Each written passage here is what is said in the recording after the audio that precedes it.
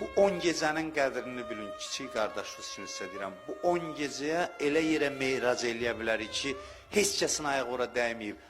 10 gecə bu məclislərdə çox önəmlidir. Evdən də bəzi adamlar deyib, gələ bilmirik, baxırlar. Yəni, söhbət təkcə bu məclisdən getmir. 10 gecə Məhərrəmin İmam Hüseyin məclisi adamın əlindən tutub çox böyük yerlərə apara bilər. Bu sözümə qiyamətdə şahid duracam. Bax, burada indi deyirəm, qiyamətdə görüşərik. Bu 10 gecə çox mühümdür həyatda. Yeri var adam bütün işlərini təxirə salsın, buna vaxt ayırsın. Bu elə-belə bir şey deyil. Bu çox mühümdür.